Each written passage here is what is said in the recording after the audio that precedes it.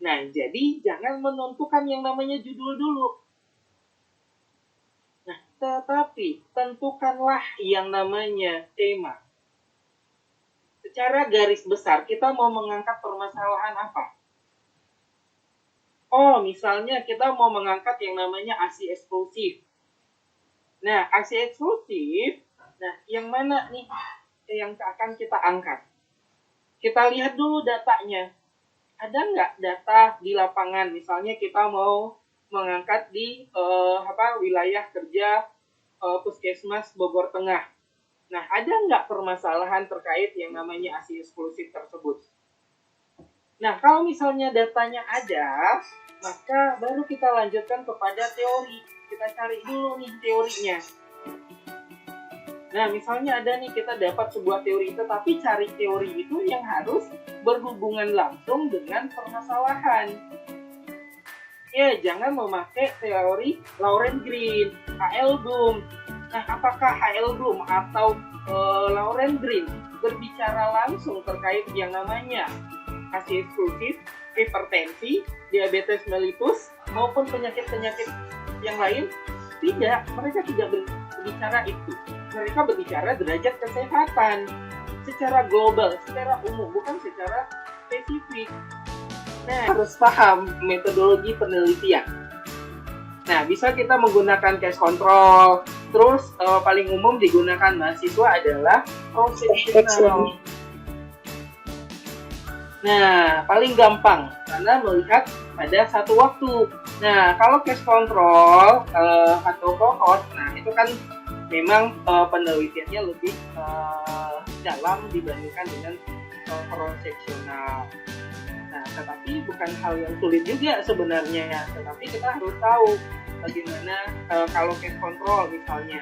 Kontrolnya itu seperti apa kriterianya. Nah, misalnya kita harus melihat dari segi umur, dari segi jenis kelamin. Nah, itu juga harus sama sebenarnya.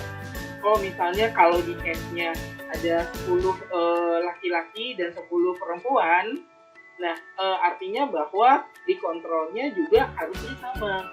Nah, kalau kita misalnya 1:1, sampelnya 20, berarti ini 20 juga dengan kriteria 10 laki-laki dan 10 perempuan juga. Nah, jadi tidak boleh asal-asalan. Nah, jadi dari judul saja kita sebenarnya tidak bisa menentukan yang namanya jenis penelitian yang akan kita gunakan. Kalau di artikel ilmiah atau di jurnal itu biasanya tidak pakai kata hubungan, pengaruh. Nah, tidak dipakai. Nah, seperti misalnya contoh penelitian saya yang artikel saya tadi, tidak ada kata hubungan, pengaruh. Nah, jadi kebanyakan untuk artikel dia tidak pakai kata seperti itu, tetapi kalau di skripsi memang rata-rata penulisannya adalah analisis. Nah, tetapi kalau di artikel tidak, memang penulisannya berbeda. Kalau di artikel itu dia lebih menarik. Nah, tetapi tetap menggambarkan terkait metodologi penelitian. Nah, terus kalau hubungan, cocok kata sambungnya apa? Nah, itu berbeda antara pengaruh dengan hubungan. Nah, ada kata dengan. Nah, itu berhubungan nanti dengan yang namanya metodologi penelitian. Nah, semoga teman-teman sudah diajarkan ketika yang namanya metodologi penelitian. Nih, ada beberapa hal yang perlu diperhatikan. Yang pertama adalah tema yang dipilih harus berada di sekitar penulis. Nah, artinya bahwa ketika ingin kita menulis atau ketika kita ingin membuat sebuah penelitian, maka menentukan tema itu atau permasalahannya yang berada di sekitar kita. Nah, jangan kita mengambil permasalahan yang misalnya di Papua. Nah, bagaimana nanti kita mau melakukan sebuah penelitian nanti di Papua? Nah, jadi ambillah permasalahan yang ada di sekitar kita. Nah, haruslah tema yang paling menarik perhatian. Nah, ini juga yang menjadi banyak permasalahan di kalangan mahasiswa adalah mengambil penelitian yang itu lagi. Nah, artinya bahwa penelitian yang diambil adalah penelitian yang sudah banyak diteliti oleh orang lain. Nah, namun apa yang membedakan penelitian kita dengan penelitian orang lain? Itu yang harusnya kita munculkan.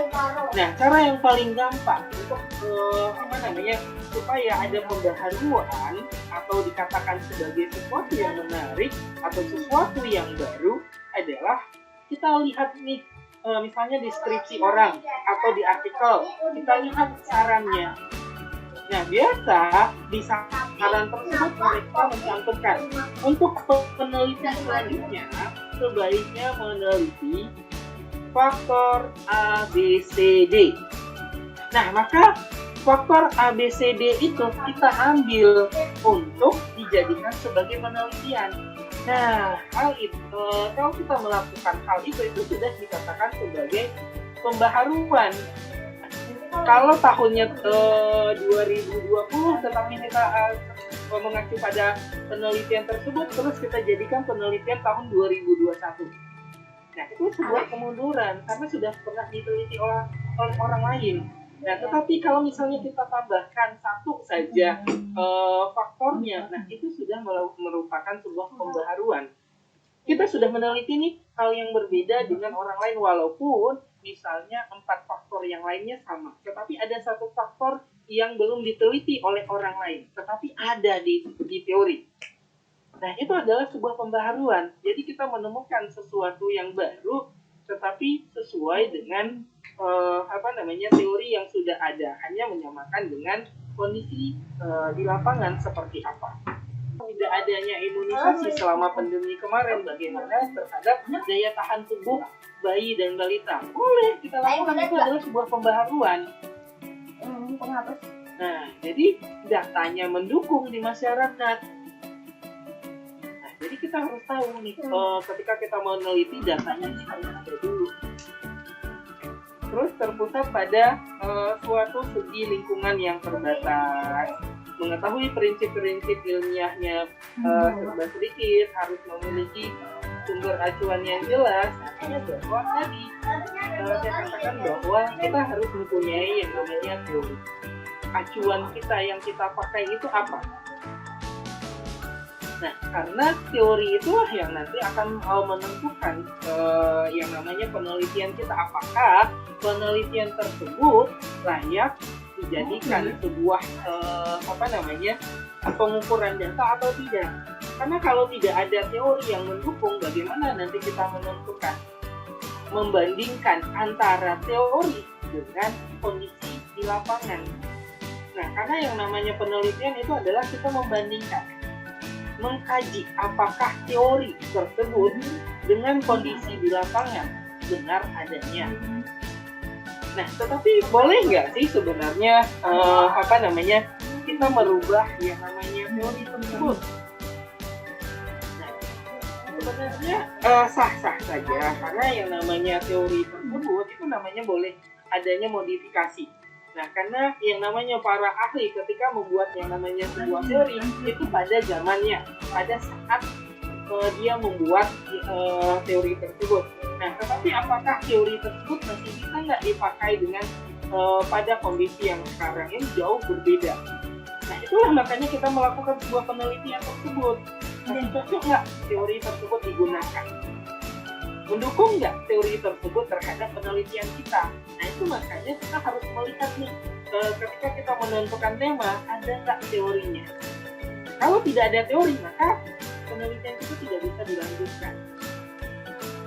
Nah, jadi jangan tentukan judul dulu untuk penelitian, tetapi tentukan temanya, cari datanya, cari teorinya. Nah, kalau misalnya ada teorinya secara langsung, nah ada beberapa teori, ada yang secara langsung, ada yang tidak secara langsung, atau ada yang sebagai permasalahan yang mendasar. Nah, sebaiknya di dalam penelitian itu kita menggunakan teori yang secara langsung yang dapat menyebabkan permasalahan tersebut. Nah, misalnya kita mau meneliti tentang hipertensi. Nah, kita cari ini teori yang berhubungan dengan faktor kejadian hipertensi.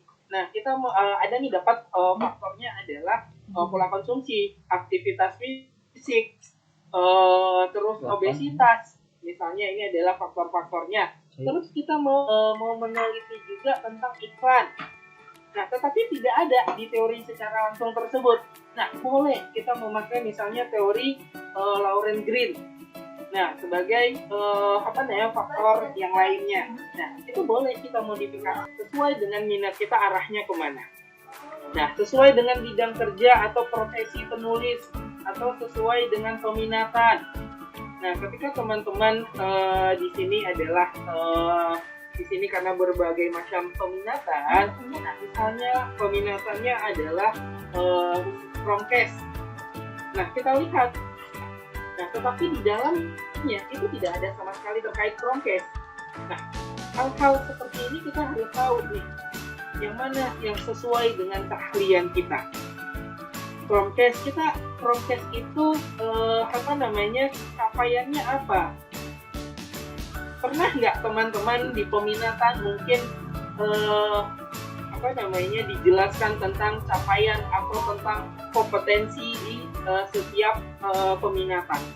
Nah, harusnya tahu nih kompetensi atau capaian setiap peminatan itu apa, ruang lingkupnya apa.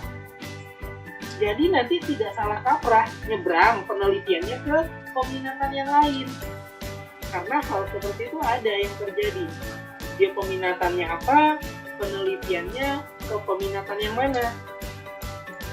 Nah, jadi buat harus sesuai dengan peminatan kita atau keahlian kita itu kompetensinya apa. Nah, teman-teman harus tahu itu. Nah, jadi ada dosen yang menyarankan tema penelitiannya ABCD. Nah, teman-teman pun sebenarnya berhak untuk menolak untuk judul tersebut. Tetapi dengan alasan apa?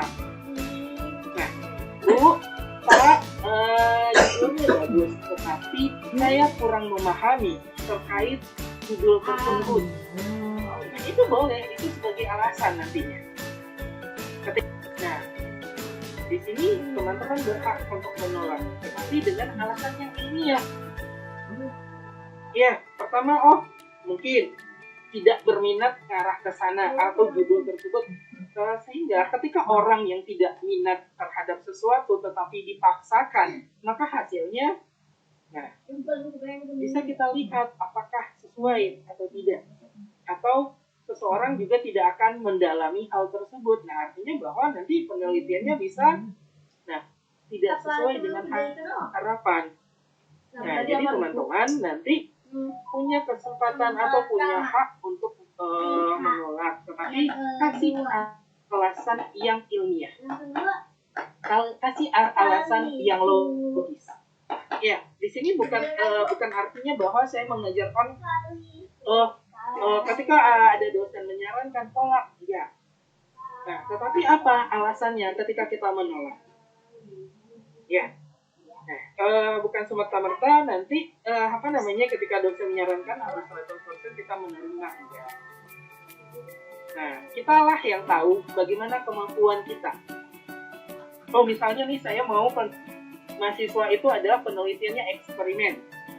Nah, tetapi mahasiswa tersebut sanggup nggak terkait penelitian eksperimen? Karena ada beberapa kejadian saya lihat seperti itu. Ada dosen yang memaksakan sebuah penelitian kepada mahasiswanya, tetapi mahasiswa tidak paham terkait penelitian tersebut. Akhirnya apa yang terjadi? Hasilnya banyak pengumpulan datanya banyak yang salah judul karya ilmiah ini hendaklah singkat dan spesifik, harus mengandung kata kunci yang padat makna, hindari menggunakan kata-kata klise.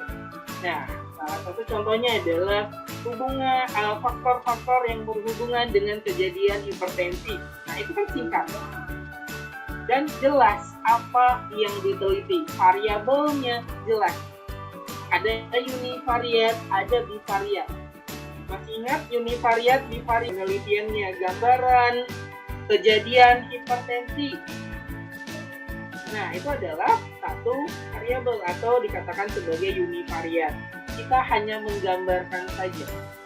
Nah, tetapi kalau bivariat atau dua variabel, itu artinya bahwa kita melihat yang namanya bisa hubungan bisa pengaruh, tergantung kita menelitinya arahnya kemana.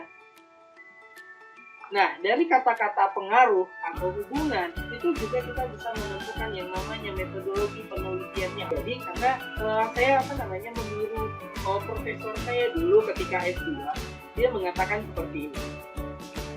Teman-teman tidak wajib paham bagaimana menganalisis data menggunakan statistik.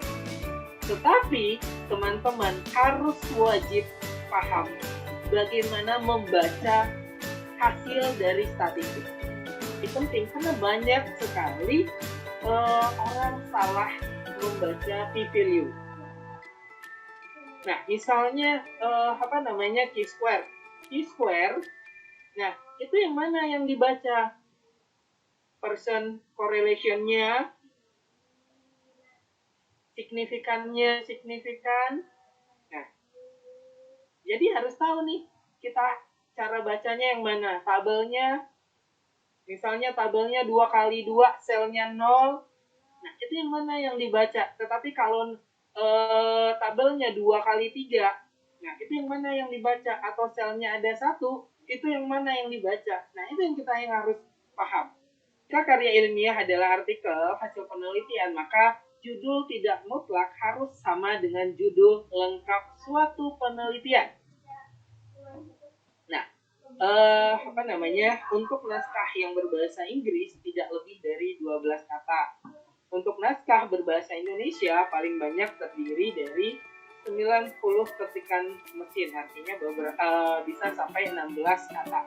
Nah, judul ini tidak mutlak harus sama dengan judul lengkap suatu penelitian. Nah, kita menulis sebuah penelitian, di skripsi kita judulnya adalah faktor-faktor yang berhubungan dengan kejadian hipertensi. Nah, ketika kita merubah skripsi tersebut dalam bentuk jurnal, maka kita tidak mesti harus menulis faktor-faktor yang berhubungan dengan kejadian hipertensi. Nah, tetapi kita bisa menggunakan dengan kata yang lain. Nah, misalnya adalah distribusi kejadian hipertensi di desa A.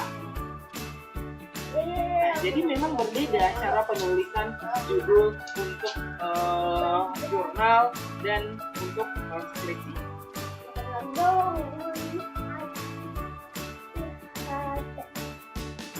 Nah, syarat judul karya ilmiah ini harus tepat, ekonomis, langsung, jelas, sederhana, harus baru, harus logis, dan utuh. Nah, itu gramatika. Nah, jadi artinya bahwa judul-judul artikel tersebut atau judul-judul karya ilmiah tersebut harus menarik. Kenapa harus menarik? Itulah yang membuat mendorong seseorang untuk membaca penelitian kita. Nah, kalau cuma pilihlah sebuah judul atau rangkaian kata ketika menulis judul itu adalah sesuatu yang menarik, sesuatu yang baru. Atau kita bisa menggunakan yang namanya bahasa ilmiah. Itu akan lebih menarik. Misalnya, penyerapan, kita bisa pakai absorpsi misalnya. Kita bisa menggunakan bahasa ilmiah yang lebih menarik. Padahal sebenarnya bisa membuat bahwa judulnya berkelas.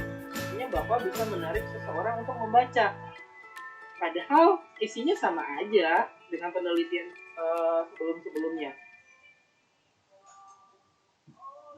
Nah, terus isi sebuah judul. Nah, karangan terikat oleh bentuk judul karangan tersebut. Nah, syarat-syarat isi judul perlu dilengkapi oleh syarat-syarat teknis, penyusunan judul karangan dalam laporan teknis, ilustrasi bertujuan mengemukakan kepada pembaca hal-hal yang tidak terungkap dengan kata-kata. Nah, perwajahan menyangkut penampilan laporan yang tampak dari luar, sedangkan tata letak menunjukkan kepada peraturan bahan dalam laporan. Warna-warna yang mencolok hendaknya dihindari. Nah, jadi memang, ini juga ada sampul luar ini skripsi. Nah, jadi memang di dalam membuat sebuah judul itu kita harus bisa menggambarkan yang namanya apa yang ingin kita teliti. Nah, dari judul orang sudah tahu, oh dia adalah meneliti tentang variabel A dan variabel B. Metodologi penelitiannya adalah A. Sehingga orang sudah bisa membaca, tetapi apa terkait isinya? Nah, itu juga harus jelas di dalam sebuah judul.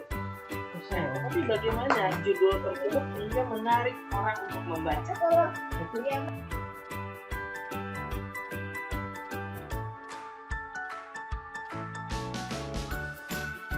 Juga bahasanya. Nah, salah satu contohnya adalah kita coba rubah yang di bawah ini sehingga maknanya tidak tidak berbeda. Predisposisi. Nah, yaitu kita bisa paling gampang itu paling mudah adalah kita mencari sinonimnya. Nah, sinonimnya merupakan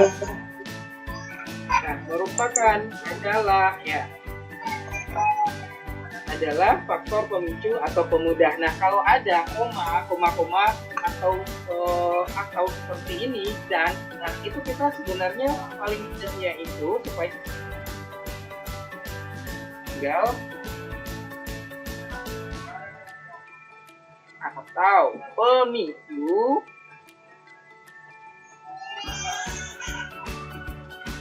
yang dapat memberikan kecenderungan. Kecenderungan ini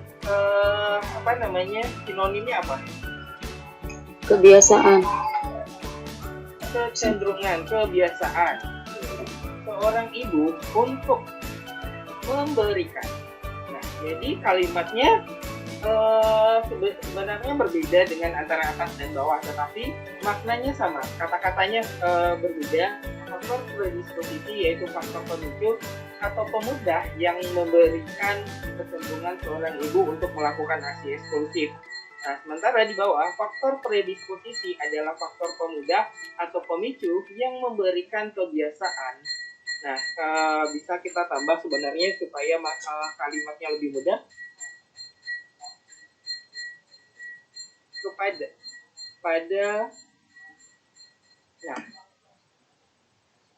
Pada seorang ibu untuk dapat memberikan ASI eksklusif kepada bayinya.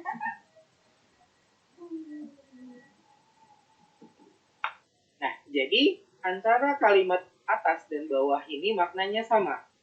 Nah, tetapi secara katanya itu berbeda. Nah, jadi paling mudah ketika kita merubah yang namanya itu adalah kita nyari sinonimnya.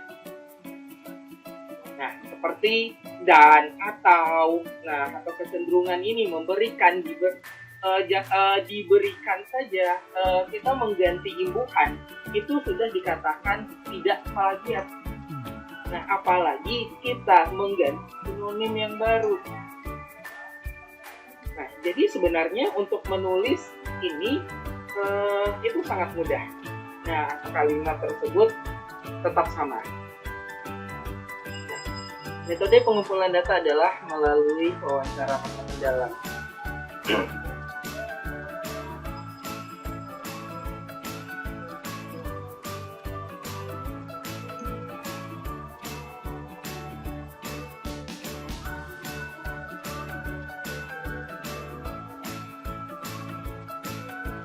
Penelitian ini menggunakan atau kita juga bisa diskusi pengumpulan data dalam penelitian ini menggunakan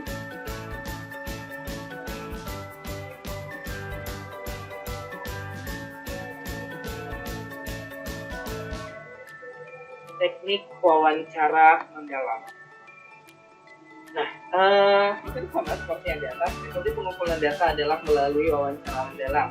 Nah, tapi kalimat saya adalah metode pengumpulan data dalam penelitian ini menggunakan teknik wawancara pendapat. Sama nggak makna antara kalimat yang di atas dengan yang di bawah? Sama Pak. Sama ya. Nah, jadi Sama.